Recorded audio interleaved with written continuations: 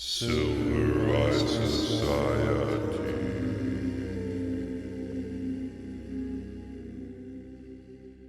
Welcome to the Silver Eye Society. We're finishing up with our last of our spooky Halloween-themed movies. Don't look at me like that. I know that this is probably coming out in November. I don't care. It's a spooky movie. You can watch it in the fall. Anarchy, live your life. Matilda. I forget what year this movie came out. I think it's in the 90s, though. It's a classic. You may be familiar with it from your childhood, or you may be familiar with it from a different aspect of life. Maybe you never watched it, and that's a sad thing. Sorry that you were younger than us. Not a good place to be in. Watch the movie, and then watch this podcast. Matilda seems like a kid's movie. Seems like a quaint, Hallmarky movie. This movie is much deeper than it seems. Matilda is actually a movie about tyranny, about corrupt authority, about abuse of power, and about childhood trauma. And the happy ending in this movie is the overthrowing, through a populist revolution, the corrupt authority of the kindergarten and the integrating of the inner child. This movie also deals with the power of comedy, the way comedy can undermine authority through mockery. So during a time, as we record this, when there are little fringe protests that are getting way more attention than they deserve, a bunch of disgruntled individuals protesting comedy. I don't even need to say what comedian it is because there'll be a new one by the time this podcast is released and it'll stay relevant. But as we see that people seem to be less tolerant of comedy as an art form that is meant to offend, to insult, to poke fun at everything and everyone, the fact that this movie shows the power of comedy in undermining corrupt power and arbitrary systems is all the more prescient. So let's talk about tyranny in Matilda. Let's start with the word of the podcast. The word of the podcast is going to be authority. You Authority have to is do the a word of the smooth podcast. jazz radio voice. My voice is naturally My- smooth jazz over the course. So we're talking about tyranny and authority. I just want to be the calm voice leading us through the wilderness. Excellent. You know? Proceed. Word of the podcast, authority. Now, I'm going to move away a little bit from the hardcore. Let me try to pretend like I can pronounce Old English, all that. But etymology is very interesting. The reason it is, I like to call it word archaeology. It's word archaeology, you know? And one of the things that's interesting about it, let me show you. Authority is a noun, circa 1200. Authoritative passage or statement, book or quotation that settles an argument, passage from scripture. Like so many words, this comes from the Old French. The key to this is from around 1300, the general sense of legal validity, also the authoritative book, authoritative doctrine, opposed to reason or experience, an author whose statements are regarded as correct. It's interesting, the word author derives from this word authority. Now, it's not until you get in the 1610s, you get the meaning of a person in authority. And then the authorities doesn't come up until the mid-19th century, meaning those in charge, those with police powers. So do you see how this word starts out having a meaning that has to do with text in a way around the 1200. And then the meaning moves into this idea of taking on legal validity. And then over more centuries, it starts to become simply that person who is in charge with police powers. So I think it's interesting to see how meaning shifts over time and to think maybe there's some sort of, maybe that can tell us something. You know, maybe the way words change over time can tell us something about perhaps the falseness of some ways of authority now. That's Perhaps really it cannot. interesting, because if you think of authority originally as meaning something true, something with a kind of like irrefutable truth of a doctrine, there seems something it almost is like has this element of being inherently true in the way it's used in that original sense. But when you get to the latest usage, it's almost completely divorced from that idea that authority requires truth.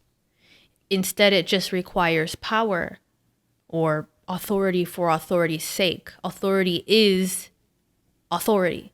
It's not anything else necessarily. It doesn't have to be true or recognized as true to be authority. It simply has to be authority. So that's a strange change there. It's almost,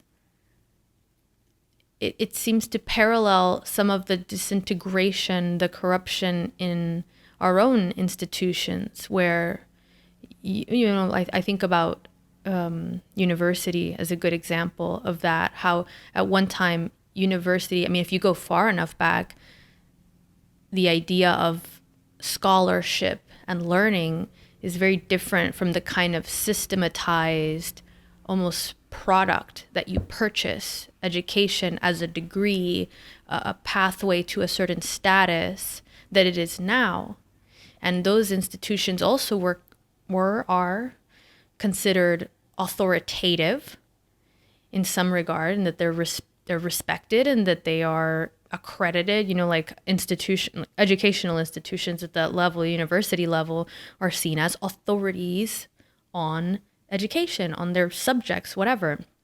But as we see them kind of undermine their own authority with strange, campus free speech issues, the watering down of the courses they teach, and the less rigorous protocols to grading students and teaching students, and the kind of bureaucracy that's shown up in those institutions that seems to prioritize more positions of power in the institutions, jobs, and the people that hold them, rather than the pure pursuit of knowledge.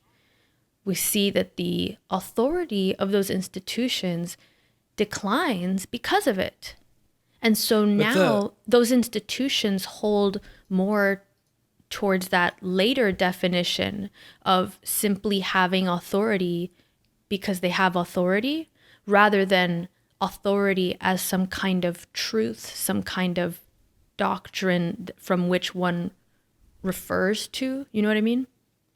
I do, but you see this change very early on. And I think this passage here on etymonline.com, which is where I get my etymology from, is very interesting, where, as far back as the 1300s, it gets tied up with this sense of text and the legal validity that almost flows from text. And then you get the sentence, authoritative book, authoritative doctrine, and then in parentheses, opposed to reason or experience. And so we know, we use this now. Like if you pick whatever regime you don't like around the world, let's divorce it from a second from our own American situation for a moment, okay? Viewers out there can pick whatever regime throughout time they feel is illegitimate. You would still, whether it was Nazi Germany or communist Soviet Union or pick it doesn't matter to me, whichever one, all of them, whatever, you would still use the word authority to designate the people in charge. Because as you said, it simply starts to become, and words shift, and that's fine. It's not in and of itself interesting to me that there's shift in words meaning and that we use them differently. It's more interesting to me to see, well, why would the word have shifted? And why do we start to think of it that way? And what are the bones of the language that we use that we don't consciously sense, but that are tied up? Like, Like author, that word I don't immediately, before this, I wouldn't have immediately consciously thought of the word an author as being related to authority. But then you start to see, oh, okay, right, because especially back in the Middle Ages, authority often would be tied up with the ability to read and write. Because if you can write, remember, Charlemagne, I think it was, he was the emperor, and I don't think he was literate, if I recall correctly. So think about how much power is wrapped up around the people around him who can read and write and then present a document. Think about that. That it doesn't, it's just something to consider. That's all the word of the podcast is. It's just something, it's a springboard for considering, considering how much language can tell us about the world we live in. I'm defending the word of the podcast. I'm trying to really defend the word of the podcast. I agree with it. I think the word of the podcast is doing a great job this episode. I do think that understanding the way words change and how that can indicate cultural change and how the way we use a word in our contemporary sense, how that differs from its original meaning can indicate some kind of underlying shift that we might not even be aware of. The thing that's interesting to me about the change of authority from this kind of text, and this idea that it's outside experience and reason, that's what you said, right? Can you repeat that part? It says, it contrasts this idea of legal validity or an authoritative book or authoritative doctrine. It seems to contrast with opposed to reason or experience. And this makes sense, right? Like, imagine you're a peasant in the fields somewhere in the year 800, and,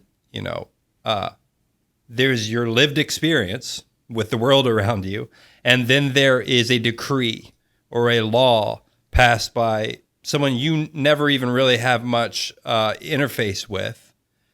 Imagine the difference in someone who can't read. And so they're living their life and looking around and existing, and certain things make sense to them and they live a certain way because of it. And then you have someone who shows you this piece of vellum, this piece of sheepskin that has ink on it.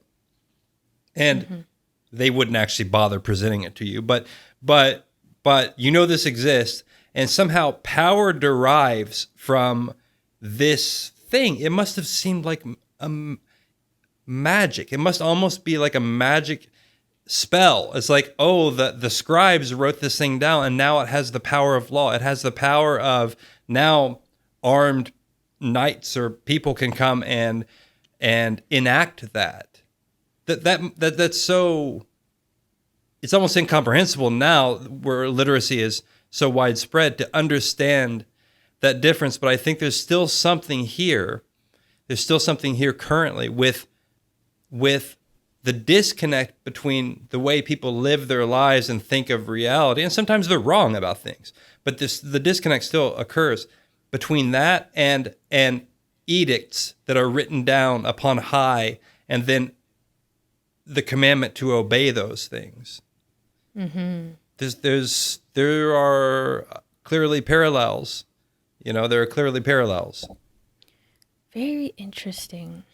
It reminds me of the episode we did on the seventh seal, the first episode that talks about how when power is arbitrary, it starts to make you question it more because it doesn't seem to have that same legitimacy, that same mystique behind it. Because if every day, if you're that peasant and every day it's some new magic spell comes out, eventually when they start to get more ridiculous or more cumbersome, it leads the person to say, well, how does that work anyway? And what would happen if I didn't listen? And so you can see how there would be that original mystique around the ability to decree something like you described. But if you were to abuse that mystique, that kind of power, it starts to undermine it.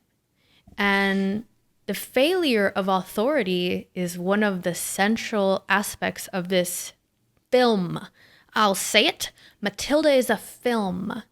And in this film, you see many authority figures who don't exactly deserve their authority. I need to, and seeing into this, which I think it does, say something about a weird thing that occurs now. And I will bring this very directly into American politics. So we do base the rule of, like, we have the rule of law. That's something that we think highly of in this country, supposedly, which requires text to be written down, shuttled back and forth, agreed upon. There's a process and all that kind of stuff, right? So let's assume that we still, hopefully, agree upon that principle, and that's a decent idea. And yeah, it doesn't work out all the way, but sometimes it kind of works. You know what I think is very odd when you hear this about, say, Congress, where they'll pass bills that are like 5,000 pages long, and you know that they didn't even read their own magic spells. See, that's another aspect of what you're going to talk about, how the lack of competency undermines authority. Think of how odd that is. We talk about rule of law. We talk about, our politicians, they think and they come up and they debate and they do this. And then you know the fact is that almost none of them actually read, and of course the smaller bills and things they do, I'm sure probably, but it's an open secret, is it not, that they don't even read the entirety of these gigantic bills that they write? What does that do to a population who knows that, who understands that there is an extraordinary absurdity to that, that must undermine the authority of those people? It must. Yeah. If you think about it like that initial example, right? The peasant that can't read, that is presented with this this scripture now, this doctrine that says there is a new rule that dictates your behavior and you must follow it because you must, because this has power behind it. And you accept that as someone that says, well, I don't know exactly, why that works that way, but it seems to work. And so I respect that it works. Now, when you start to see a system that so blatantly doesn't work, some of these bills are passed so rapidly that it would actually be impossible to read how, these larger bills, when they're passed so quickly, there's no way they were read. And so that makes it so apparent that there's not just an incompetence to that system, but a carelessness. Because if you think of it as something that has power to be able to use authority in its original sense, a doctrine that contains this truth, this word that will now change our worlds simply by the fact that we'll obey that word. Excuse me. If you see that has power, that it does, then to use that power so carelessly, to instead of having one new rule on your sheepskin doctrine, you present an entire book that the whole population knows that you haven't even read, and you say this thing that I haven't even read is now law. What does that say about that power? It makes the power being used there seem flippant. It seems like, well, it must not be that serious. So there's two kinds of undermining there.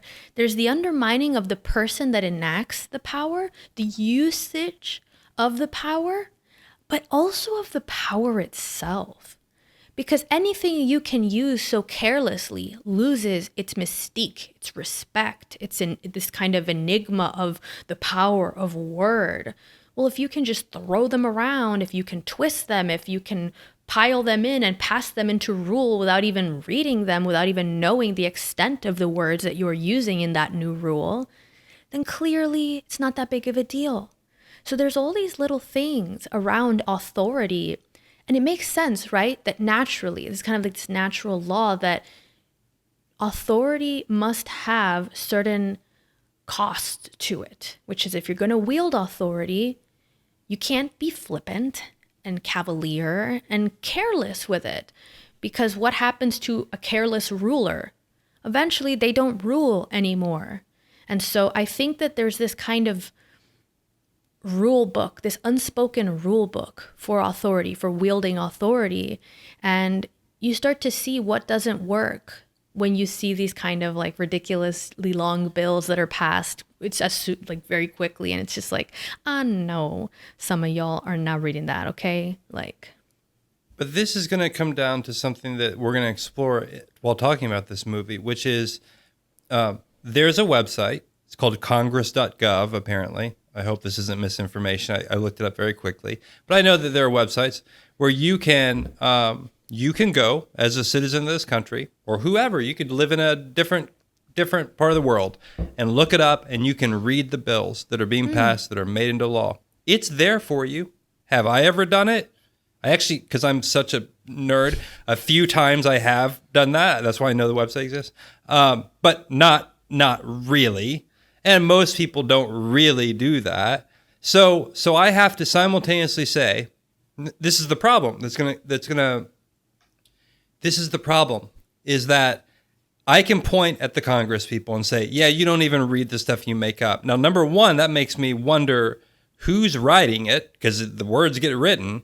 And what's that process now? If the process isn't, we have this image of the past of like George Washington sitting in his writing desk and very laboriously with lots of knowledge, maybe not Washington, Jefferson, whoever, writing down and thinking hard about the philosophy of this document and that document. No one believes that's real anymore. No one say what you want about the past founders of the country and the people of the past. They did a lot of bad things. I'm with you. But no one believes that the people now that are in power, and maybe I'm wrong. Maybe they are scholars. Maybe don't be so generous. I just am going to leave the possibility out there. They are almost all lawyers. So we know they can theoretically read and write. Somebody does this. But we don't believe anymore. We don't even if that image of Jefferson studiously writing the Declaration of Independence, even if that's kind of a little myth, even though he's not, well, he was smart, but we don't even have the myth anymore. We just know there's something wrong, and we don't even know what it is, but we also have to accept the fact that maybe we're not pulling our weight as citizens of the country. That's what I wanted to get at, is we can't just keep only, there's a reason. Mm-hmm. Maybe we're not doing enough work to hold this system up to where it should be. Well, Have you been to congress.gov today? I'm going to do a PSA. It'll be a PSA that no one will want, and the Congress will probably accuse me of doing, Facebook will censor it. It's have you been to congress.gov to read the actual legislation? Censor, this is misinformation. It's congress.gov.biz. That person was lying somehow. .biz. Okay. That would be apt. Yeah, well, this gets to the point that we're gonna dive into with this movie, which is the failure of authority. When you have authority that holds power without holding the markings of power that's earned. So when you look at some of the leaders, some of the people that we have making decisions for a country, for millions and millions of people, you don't even respect them. That's the difference. There are people that I disagree with intellectually that I can still respect if I feel that they make honest arguments in favor of their beliefs, if they have achievements that are of skill, that show that they warranted that achievement, that it was earned through skill, then you respect that. You can respect that even if you don't like what they do, like their ideas, like them as a person. There's still a level of being able to respect people if they're serious enough. But I mean, I don't even think we can respect presidents anymore. Like, we're getting to the point that we've had a few presidents that don't seem to warrant respect, even, at least for, depends who you ask, but that's different than the past, where you could still have a president that you didn't vote for, but that you still respected as a citizen. You know what I mean? Like, that has declined immensely. It has, but I actually want to, because my inclination is to blame those in power. But I actually now have to stop that, and I have to flip it back, because this is how I think, and I have to say something, which is, I watched C-SPAN, and I have watched C-SPAN in the past many a day, and when you actually take the time to listen to some of these people sit down and talk for a longer time, and that happens in C-SPAN. It happens if you listen to speeches. It does. They're not idiots, most of these people. There are some, I would say it's actually more exceptional that there are just some complete, and they're not even complete, but they're morons. And that's on both sides of the political aisle, by the way, throughout time. But you get some people that are just simply, they're not up to par. But that's okay. They're just not. But actually, in the main, if you take the time and you listen to something like C-SPAN, you have to be such a nerd to do this. You see that a lot of these people aren't, number one, they're not really evil, a lot of them. A lot of them are they're nerds themselves. They're like nerdy lawyers. Some of them are scum. There are those also.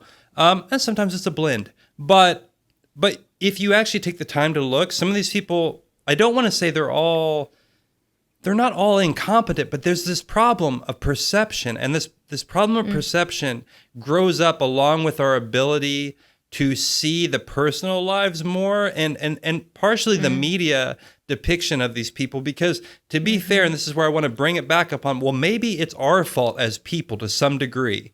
Like, we read the headlines that are really, if 30 years ago, it would have been something you saw, a type of headline in the, I'm a little older than you. Back in the day, they had these newspapers that were really cheap, and they would be in the aisle in the grocery store. They probably still have it. And it's like, Bat Boy becomes Bat Boy. It was like clearly, there's a word. Like the tabloid? word slips my mind.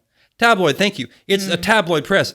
Look, I think that over time, and especially with the internet, the headlines have become worse than what the tabloids would have been 30 years ago. And to some degree, then we eat that up, and that's all we do. And so we only get the surface level. And so some people are like, Mitch McConnell's evil, and the other people are like, Nancy Pelosi's evil. And it's like, yeah, maybe, but they're also, maybe not sometimes, and also maybe they are kind of smart sometimes.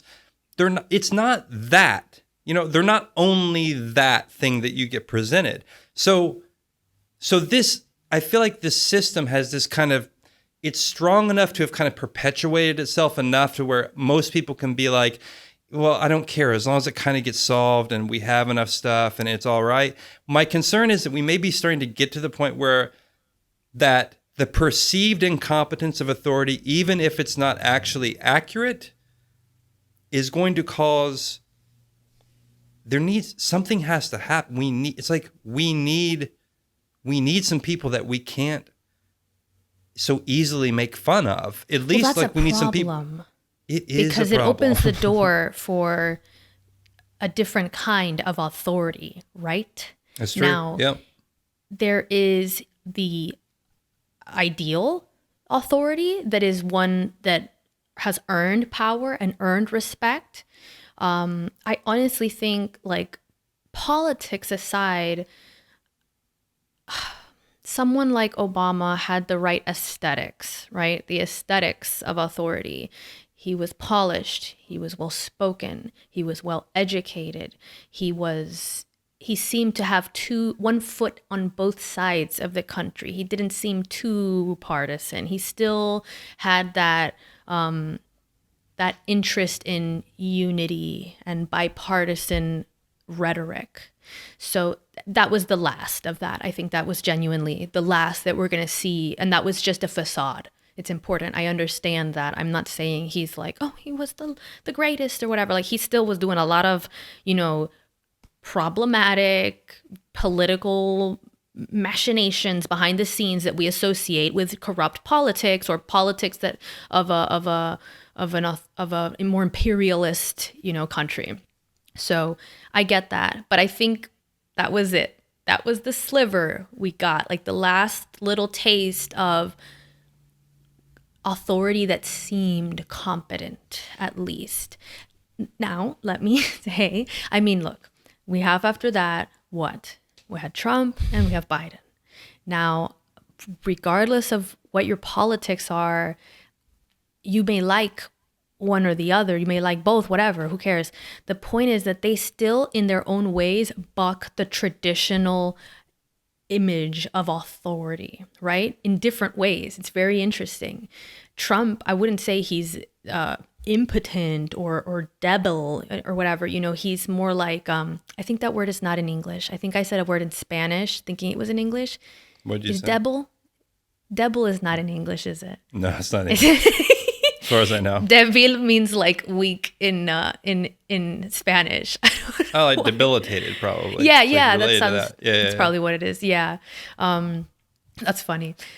But they have this both different ways of bucking the tradition of what authority looks like. And I think that's why people dislike them so much. I think that's what stokes so much ire for both, whether it's because they seem like they're asleep at the wheel or like they're, driving the wheel off the road. Either way, it still goes against what we have, kind of internalized as legitimate authority. And, to tie this back to the movie, if we can get there, you have examples in Matilda of different kinds of authority throughout the film. And though they hold power, the power is not respected. It's a kind of power that's held by force or simply by way of having it. It's not the kind of power that engenders respect because it's not deserved. It's not well earned. So the parents in Matilda, they're the authorities over her simply by way of being older, by being her parents. The headmistress in the movie, Trunchbull, she's an authority simply by way of position, of rank, and of brutality, of being willing to wield that rank. And I think those are the main figures of authority you see, because Miss Honey, the teacher, isn't really a figure of authority. She's one of the kids. Trunchbull even orders her around along with the children. So in both of those cases, you see authority that, yes, it has power, but it doesn't warrant that kind of respect. There's actually one other one that I just realized. In our notes, we had pointed out, you know what the other one is? It's the FBI agents. They're technically an authority, but they're bungling. Huh. So that's where they portray that pool of authority or whatever as being illegitimate. They actually touch on that. That would be actual government then, authority, because that's Yeah, he's like, I want to do the camera, and the other guy's like, no, you can't do the camera. It's like every authority figure this movie does show as, and in a very childish way, but it's not a bad, like, it's good actually for what nice it is. that it's simplified, because it makes it so clear. It makes the argument of the failure of authority so vivid because it's simplified down. It removes all those details that we see in like the more adult movies. And now, just on your, on the note, though, being someone who does read a lot of history, I do think we also run to the danger, and I'm always making a claim and then trying to battle myself and say that I'm wrong. So maybe that'll help other people not say that I'm wrong if I just constantly tell myself I'm wrong on a podcast. Yeah, it's not going to work. But so, I think that there were, as far back as like Taft. Taft was a president. He was obese. I think there were journalists that depicted cartoons of him being like this fat guy who got stuck in a bathtub. I remember seeing that in a history book when I was a kid, like in high school history. I remember this image, and it must have been, and Taft would have been early 1900s, I think. Early 1900s. So it's not as though the media has completely changed. And you hit upon something very important, which, because I was like saying, we need an authority figure we can believe in and all that kind of stuff. And you were like, well, be careful there, because, then if you can't make fun of them or satirize them, there's a danger there. And I agree with you. So maybe it's a trade-off. I mean, but maybe you also don't want a complete buffoon. Maybe there's some middle ground here where we could, and isn't that almost a sign of legitimate authority when a person can allow themselves to be made fun of without seeming overly sensitive about it? In fact, that is one of the things that if you ever key in on someone, you can usually trust them. If they don't get overly upset about being criticized and even made fun of, that's a real good clue to someone that may deserve some authority. It's always, and the last two presidents certainly have demonstrated that kind of irritable nature that comes from whether or not the criticisms are right or wrong or fair or unfair. At the time, probably for both, it has been both, and anytime I ever say for both, it's probably both. And I hear the chorus of howling, angry people on both sides just saying, it's not that, this is what, it's fine. But I think there's something to that. It's like, and in this movie, well, we get to how it's the use of comedy that takes down the authority figure of satire, making fun of it, right? But if a good sign is that if that comedy happens towards something and there's no immediate response, or like bring the hammer down upon, you see people that like get arrested for doing like comedy memes and stuff in Britain, not so much America, I don't think. But there have been some things like that have even happened, where it becomes, and some of it might be distasteful or whatever, but I mean, like, you have seen that. We have all seen that in the last 5 years or so of like intolerance towards comedy that's, pokes fun at any group, when really comedy isn't about telling knock-knock jokes.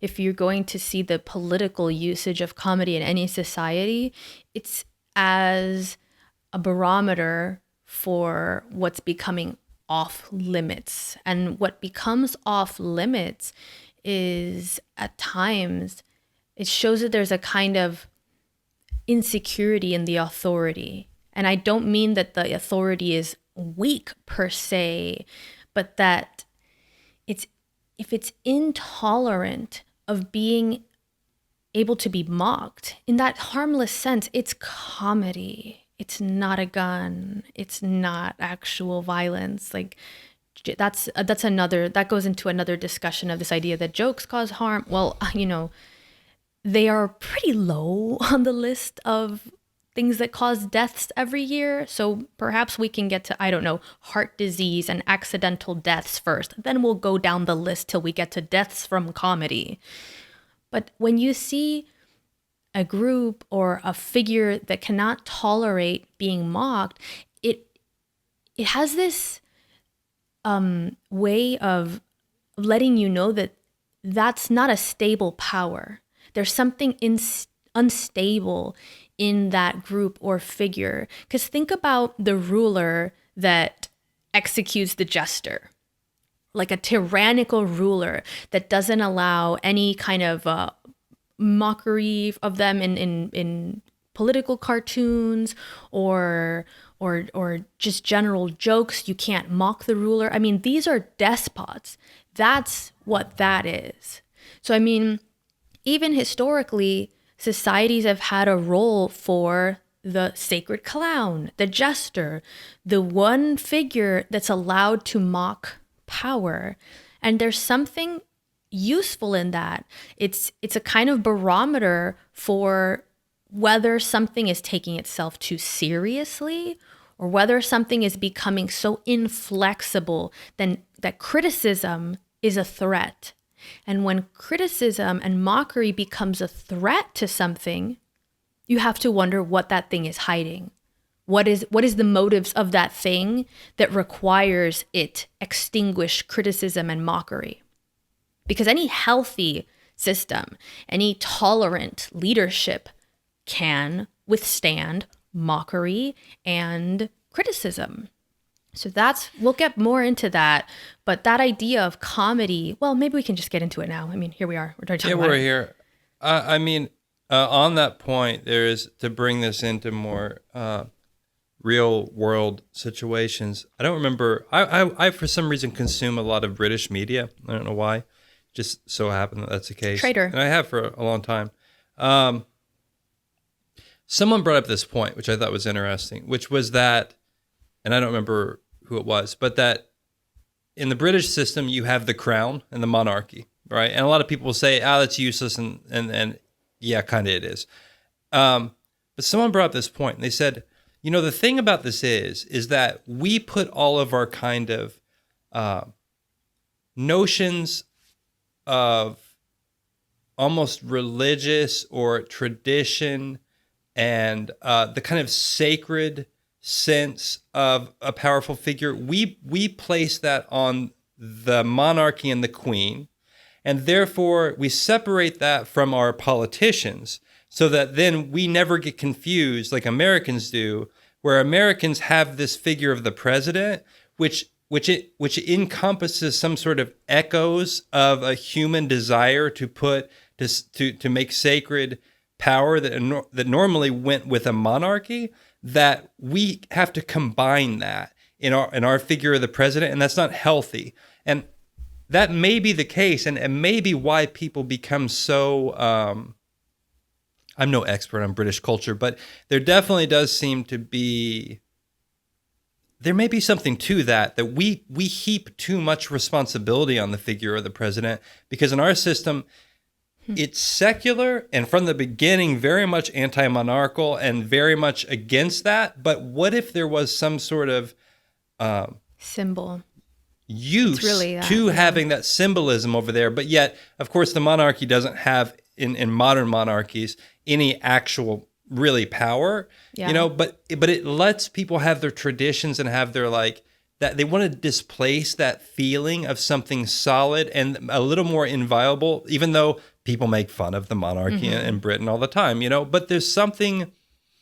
It's static also. It's not constantly revolving, and there's something unsullied about it because, right, there's something interesting to me about the president and our political figures in the system being both having, in a way, that symbolic role, particularly the president, because this is supposed to be the leader and the face of the country.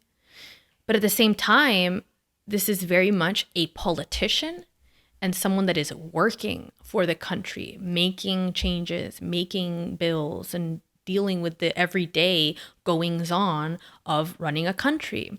There's something very working class about the fact that the United States doesn't have that kind of symbolic ruling class, that leadership that doesn't actually lead but just looks pretty, right? There's something very interesting about the royal family as this kind of facade that people can gaze upon and know it will always be there, and it's always been there.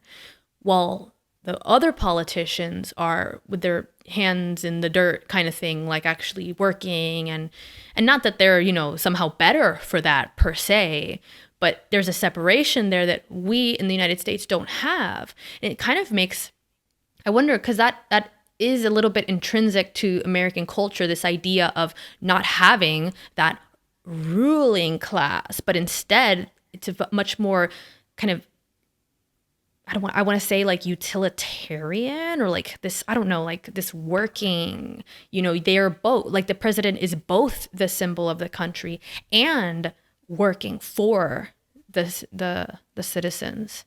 I hate to ever bring up an idea and not attribute it to someone. I want to say this was actually Jordan Peterson, a podcast I watched with him. He was talking about this for some reason, and I could be wrong, but anyway. I think you're right, because I heard the same idea, and I can't remember where it's from, so it may have been that, but I can't remember either. Right, and so look. Yeah, I think you're right. I think it was on his podcast. There is something to that, and it is important to this discussion because if we're making the claim that there's something wrong with authority in a broad sense in this country, and I think that almost anyone, regardless of actually where they're on the political spectrum, probably has that sense of unease that there is something wrong with the system of authority in some way, and it's becoming worse.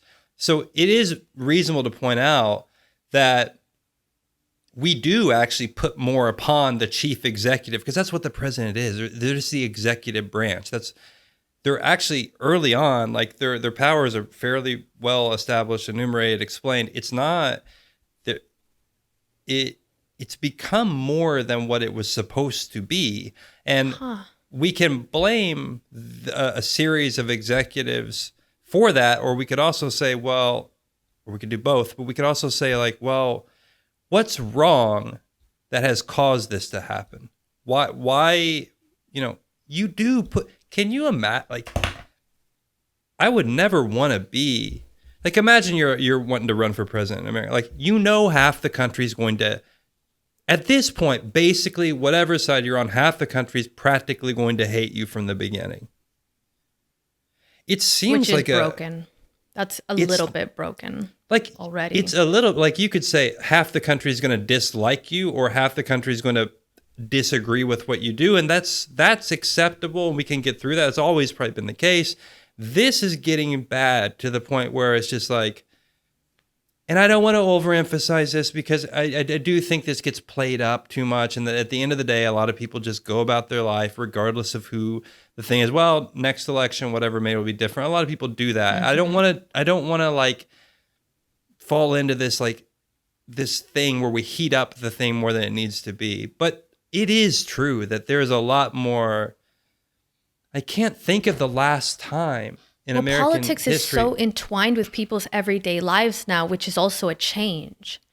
It wasn't so all-encompassing previously. And I think part of that is the 24-hour news cycle, which has only been extended to be our every waking moment through being able to have smartphones with social media that keeps us updated on that 24-hour news cycle when we're not in front of a television.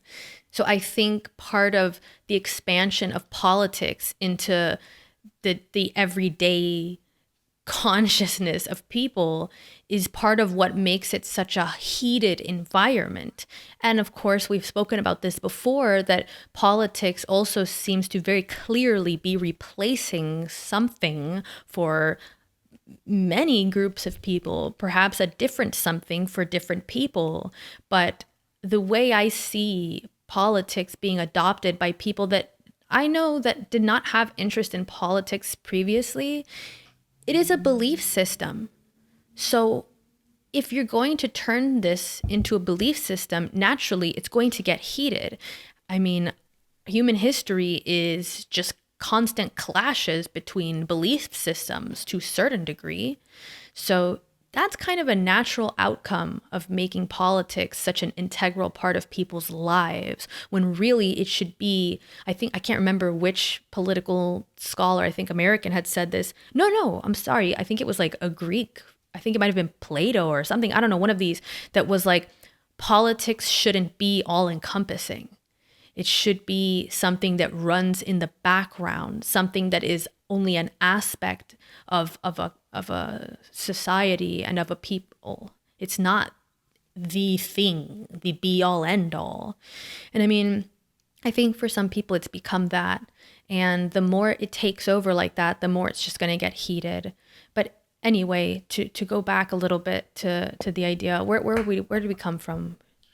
So we're I think hitting upon a lot of the points. We're obviously using the movie as a springboard to talk about more current things but that's one of the good things about this movie. We were discussing comedy and how it is necessary and its interplay with authority and those concerns, and then that we're trying to kind of figure out what's wrong, possibly, like why is it that authority responds so in such a sensitive manner? And it's not just political authority, by the way. It is corporations. It is all kinds of different types of authority. Seems to be, in general, adverse to humor, and it's always been that way. Because humor is dangerous, because it can undermine power. That's what this movie is about. That's why it was crazy when I watched this. So look, the scene where you see this most clearly, Trunchbull, the headmistress that's cruel and domineering and abuses her power over the children, she wields her power through fear. That's how she is able to maintain power, because all the kids are afraid of her. Even Miss Honey, the adult who is a teacher at the school, is afraid of her and still takes commands from her as if she's one of the kids. And she tells the kids, like, put away your books, hide this over here, sit over there, sit up straight, be quiet, blah, blah. All this instruction on how to avoid drawing the eye of tyrannical power so that Trunchbull will come in and not notice something that could set her off. So even the adult in this scenario doesn't stand up to power because she's afraid. Now, what ends up happening is Matilda's a comedian. She learns that she can gain on her own sense of power, a little bit of autonomy, even though she's subjugated by all these different cruel authority figures like her parents and the headmistress. She learns that she can gain power by undermining them through playing pranks on them. And so when I saw this in the movie, you can say, well, this is a kid's movie. What is she going to do? Murder her parents or something? But actually, the fact that this movie uses comedy to undermine the cruel authority figures touches on something so true, which is power maintains itself through fear is more fragile, because once you don't fear it, it cannot maintain itself. So that's the problem with the parents and with Trunchbull. They both wield power through fear, through domineering. But Matilda learns in the beginning, I can play pranks on my family. And she gets a little sense of her own power by being able to mess with her family, being able to play jokes on them with her powers. And actually, look at that word, with her powers. She's able to use her otherwise weird telekinetic powers that she doesn't really know how to wield yet. She learns how to first use them to undermine abusive power through playing jokes on it. And that's ultimately what changes the power dynamic with the headmistress Trunchbull and with the children. Matilda plays a joke on the headmistress. I forget what it is at the end of the movie. They either put, she tries to like freak her out and make it seem like there's a ghost or something. And so the headmistress, now she's afraid. Oh my gosh, I'm just seeing that now. Now, instead of the headmistress stoking fear in the children, Matilda brought fear into the headmistress, and seeing the headmistress afraid and kind of bumbling and tripping and falling and getting covered in chalk suddenly makes this figure of domineering, terrifying authority a joke, quite literally a joke. And so the children start to laugh. And that's the spark there. That's the populist revolution in Matilda, is when all the other children join in and mock this once fearsome authority by throwing their lunch and laughing at her. And so that's it. You can subvert false authority that wields itself, just through fear or through intimidation by mocking it. But that's exactly why any figure, any authority that is harsh and against mockery and comedy is keying you in to what kind of an authority it is. It wields its power through intimidation and fear. And so it cannot risk the population not fearing it, not being intimidated through being made a mockery of. Yeah, that's right. And then there are a couple subtleties though about this, which is that her family as an authority aren't so much cruel as they are disinterested in her existence. They're a little cruel too, though. A little bit, but not. Look, it's very strange. The thing that I didn't like about this movie, and it's not that I didn't like it, but there's here's a little trivia, pseudo trivia, possible trivia, is that there's a moment where, so the thing that I thought was weird is this dance between like kind of extreme violence, but then not. So like throwing the kid and her almost being impaled upon a steel fence, like that's actually one scene away from being something extraordinarily gruesome, right? Yeah, but it's not there. And there's like a lot of things, and that is a little bit of this kind of. So what I noticed, and here's a little trip for the hardcore movie fans that might be interested. This is a speculation. There's a moment where someone's thrown towards a globe. I don't remember. It's the kid, maybe, that gets thrown out the window, and then they start flying around. I don't remember what it is. Or maybe it's the head, the mean woman. But they fly towards a globe, and on the globe is Japan, actually. If you pause it, you see it actually. Now, you would expect this is a book written by, I don't know his name, Roald Dahl or whatever, who I think is British. So you would think everything is done on purpose in a movie, right? So there's a reason that they turn the globe to show Japan as opposed to some other country. You'd think maybe they'd show the UK as like a homage to this author, and you may want to fact check me. I'm not even sure if the author is English, but yeah, I'm pretty sure it is because the book is set in British village or whatever. So why Japan? And I thought, well, there is something about the movie House that we watched and did a podcast on that viewers and listeners alike can go back and listen to or watch. There's this strange thing, and it's in other Japanese movies, of this dance between comedy, like almost slapstick comedy, and extreme violence. And it is a very something I've noticed the most in Japanese cinema. And it reminded me a lot of House in that sense. There's this kind of slapstick, grotesque comedy alongside the potential for actual extreme violence. Like, throwing the kid in the closet in this movie, like that idea of the poking, like nails and stuff, like it's a little much, right? Like it's pretty, I'm like, that's a little bit fucked up, and go ahead. It's child abuse. It's legitimately horrific if you take it more seriously. I thought it was so funny when I was watching. I was like, oh, I have a sense you could not make this movie today, because there'd be something like, how can you show someone throwing a child? It's child abuse. But there's, this is something that I always come back to as like one of the main shifts. Quickly, I'll throw this in, and then you can go back to your point about Japan. One of the main shifts I've seen in the media, like all media, film, art, music, news, social media, everything, but then also just culture at large, is a complete disintegration in the belief that adult humans can discern between fiction, comedy, and reality or instruction.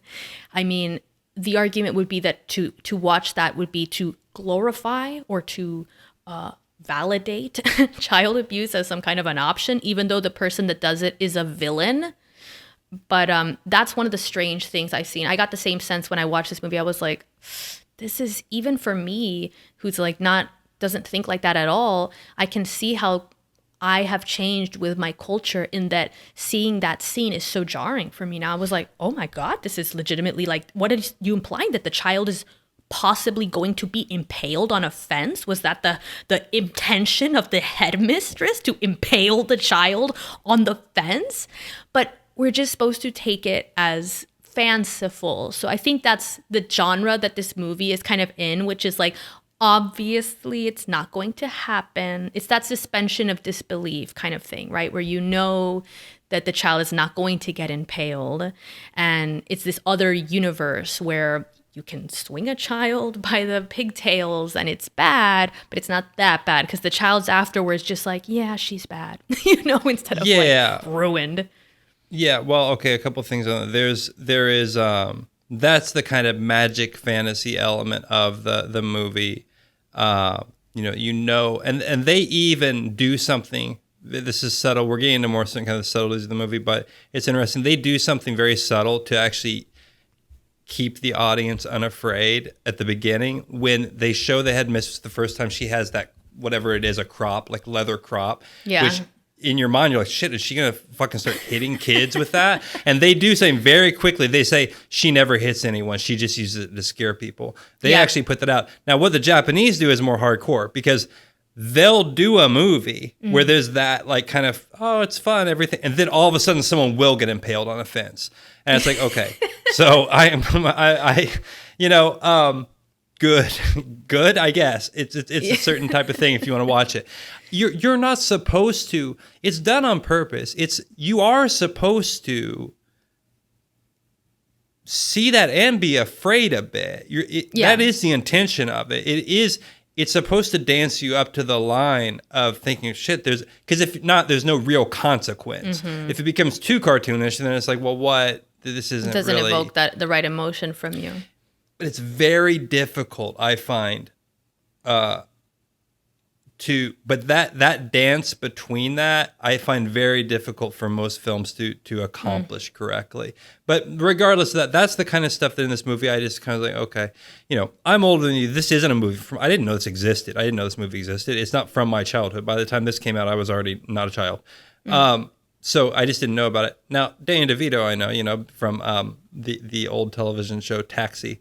But anyway, because I would, watch reruns. I'm not that old. But anyway, so I wanted to throw that little possible trivia. Anyone I would, can say, can speculate on why they showed Japan there. That's just my guess. I don't know. Could be totally wrong. Yeah, well, I think that's an interesting bit of trivia. But and the other thing I need to say is that there is no argument about portraying that somehow. That's garbage. Don't believe no one believes that. No one can honestly believe that by portraying something in a fictional movie like that it's an endorsement of it. That's not a real argument, and people need to stop. People need to stop giving it the credence of even saying it's real. No. I understand that there are human beings. I understand there are human beings who espouse that view and believe it. What I'm telling you is that they're not that. Respectfully, that's not a conversation worth having with someone that's delusional enough to think that a 90s comedy showing something is the same as it existing. That's not real. I understand. I know, but the problem is that when there's a vocal minority that holds insane beliefs and tries to dictate the rest of the culture, adopt those insane beliefs, what that vocal minority doesn't understand is that how can I say, it opens a window for abuse of that kind of mindset. So the idea, it doesn't matter how many people there are. I mean, if there's enough of a vocal minority that says like, actually, we want to censor things that are like this or whatever. I mean, you start opening the door for larger entities to say, yeah, let's do that for you. We're going to do that for you. And using that rhetoric to bring about a worse circumstance that this vocal minority doesn't comprehend as a reality. And what I'm saying right now is the same lesson from this movie, is that I get that argument and I get what you're saying. But if you present that argument to people and say, see, by you saying this, it is opening up the possibility of like Facebook to censor it, they're not going to listen anyway because they're off on their thing. That's where they're on. So what I'm saying is no more. Make fun of them. Laugh at them. Laugh at them. And you don't, I'm not suggesting don't put them in the chokey. Don't do that. Cruel. There's no need to be abusive, but there's also a time where it needs just when an argument is so bereft of any validity and is obviously harmful, and we've watched it do that, then there's no more. There's no more. We can't keep on, and you can't keep being afraid of people like on Twitter that someone's going to cancel you on Twitter. Stop. They're just Mrs. Trunchbull or whatever. If people stop, if enough people just stop and say no more, you're absurd. Well, it'll go away. the populist revolution we saw in Matilda. You watch, you mock power, and if it fails, then it was illegitimate power. I mean, that's what comedy and mockery does. It undermines illegitimate power. That's what you see in this movie so beautifully, is how the facade of that tyrannical power comes apart as soon as you mock it and you see if it cracks. And that's why it's good to be suspicious of anything that's intolerant of comedy and mockery. It's healthy. It's one of the hallmarks of any healthy society that has free speech, that we can laugh and mock at anything. We can laugh and mock anything because it's flexible. There's that sense of rigidity that comes with despotic power that can't tolerate criticism or mockery. And it's that rigidity that makes those systems so self-destructive. They ultimately self-destruct. They end up destroying themselves because they're so rigid and so closed off to what they need to change course and improve, that they self-destruct. So a system that is flexible also requires tolerance for comedy and mockery. If not, you can bet that you're going to watch it disintegrate eventually. But it's kind of a symptom of the thing instead of the, how should I put this? Like, so we have a system, broadly speaking, let's say in our country, where we believe that satire and comedy, regardless of whether it's political power or some other sort of power center, that it's, see, I think of it more as a test of validity as opposed to a necessary thing to do all the time. So one can assume there may exist something like legitimate power, or at least doing better than not, somewhat legitimate power. Then in theory, there would still be satire and comedy, and then you would see the response wouldn't be so rigid and totalitarian as you say. And then that in and of itself would be able to satisfy people to say, oh, okay, maybe this has some legitimacy to it, right?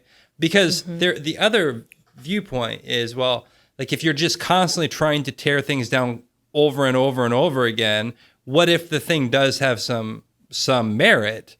It gets complicated. It ends up, if you take on that kind of like maniacal mockery mode, I think it ends up turning people off, because remember that comedy is also an art.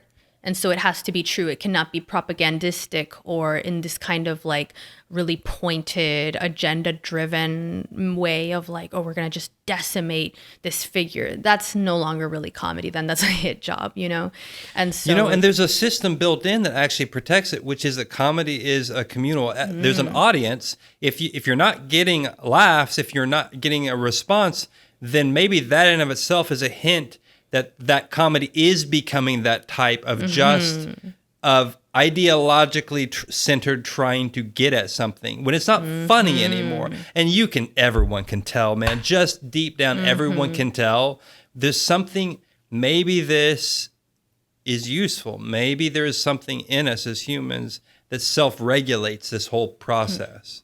That the comedy goes out. If the leader or the group or whatever over-responds, we see a problem there. The comedy goes out towards the target. The audience, this isn't that funny. There's something maybe wrong with the approach of the comedian. Maybe they're just a shitty comedian. But also, maybe there's something there that tells us, oh, this is just an ideological attack covered in what is called comedy. I don't know. I could be wrong about all this. I have no idea. Yeah, well, that's the thing about comedy. It's incredibly stripped down. You're standing on a stage. You're just a human being speaking to human beings, ultimately. So it doesn't leave a lot of room for, that kind of like maneuvering. I think that kind of agenda-driven comedy, there's the logic of, well, we laugh at it because we're supposed to laugh at it. And that's when you start to get into the weird ideological shit that is happening. I mean, like feminist comedy. That shit fucking sucks. I'll say it right now.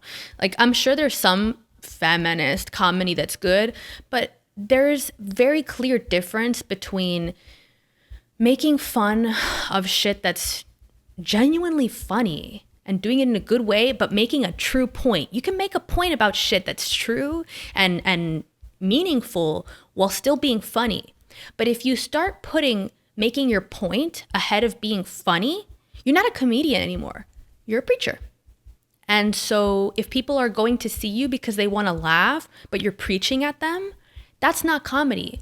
But you start to get into this weird new culture where, oh, well, I'm supposed to laugh at the joke about sexism or whatever, or I'm supposed to laugh at this idea or whatever. And that's that same fucked up feedback loop that you see happen in authoritarian regimes, where you can't criticize. You can't say that the emperor isn't wearing clothes. That's that same issue with why you need to tolerate comedy and mockery of power, because it shows you it's truthful, it's honest. And so I think it's the same thing. It kind of parallels that. Well, I'm not really familiar with the genre of feminist comedy. Good.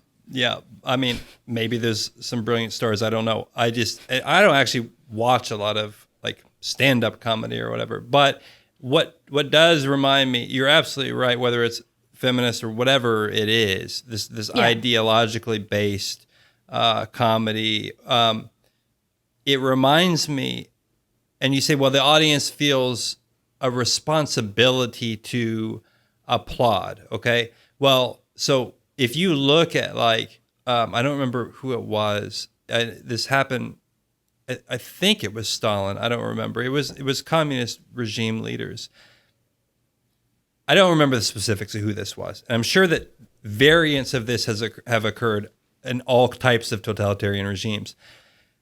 You would have speeches and people, the audience would be forced to stand and applaud. And not only that, they would be timed by like, it's like Stalin's speech, it's gotta be a minimum of 5 minutes of just constant applause after he says X. You know, oh my gosh. It becomes so regimented. And then of course, you know, I remember being in Eastern Europe and people talking to people about how during like there would be state-sponsored parades where it's like they just gather up everybody. And it's like you got to go to the parade, you got to stand there and hold a sign or whatever, you know. Mm-hmm. And you know, so it reminds me of that, and it doesn't. I just have this feeling. My hope is that these types of perversions of the common impulses in human beings to laugh. When these perversions of that come up, that the system itself will fall eventually. I'd like to say, and I think that so far that's basically been the case. My concern and dread is that there will become systems of control invented in the future using technology that obscure these natural mechanisms for getting rid of totalitarian type regimes. And that I will leave to speculation for another podcast, I think, because. Yeah.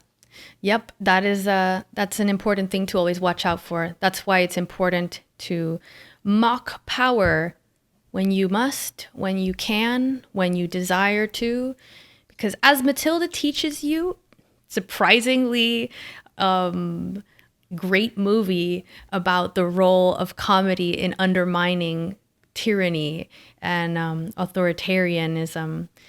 And we leave you with that. Laugh at it. Don't fight it. Just laugh at it.